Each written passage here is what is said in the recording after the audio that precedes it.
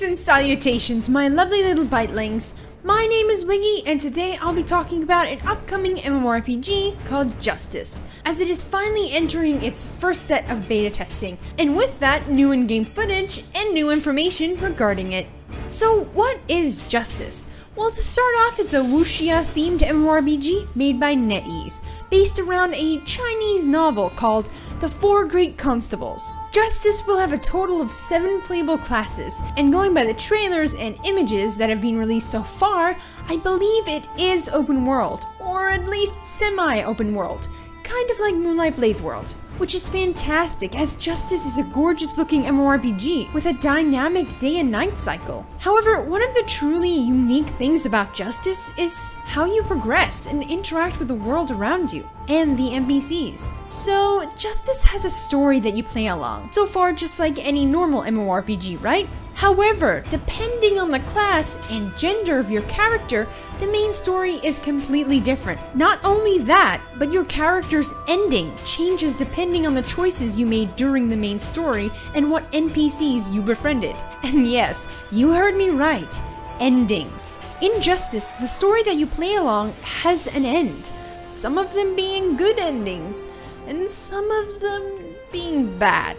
Also, to elaborate on befriending NPCs, Justice has a large focus on how you interact with the NPCs, rather than in other MMORPGs where you'll skip NPC dialogue and take the quest to kill X monsters. Justice wanted to take a new approach, making NPCs feel more like living characters, rather than that random dude standing outside a house with a giant exclamation point above his head. So to begin befriending NPCs, you'll need to interact with and converse with them, and maybe even invite them over to the local inn located in the village for a drink. Once your friendship rises, you can learn secrets, unlocking quests, and even getting rare items. But don't think it will be easy befriending NPCs, as they all have specific personality types. Some of the many personality types can make it naturally harder to befriend them. And if that doesn't sound hard enough, they can also get sick or wounded and end up dying. Not only can you just befriend NPCs in Justice,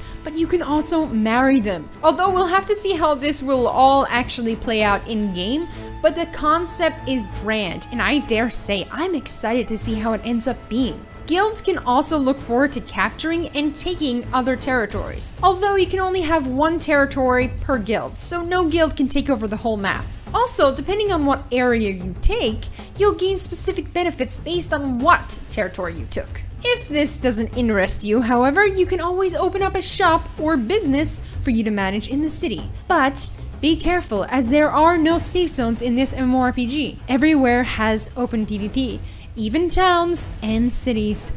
Justice will begin its closed beta testing in China on June 21st, and we'll probably learn more after that. Like, is it really action combat, or is it tap target? As it's hard to tell based on trailers with no UI. And does it have a truly open world like Black Desert Online?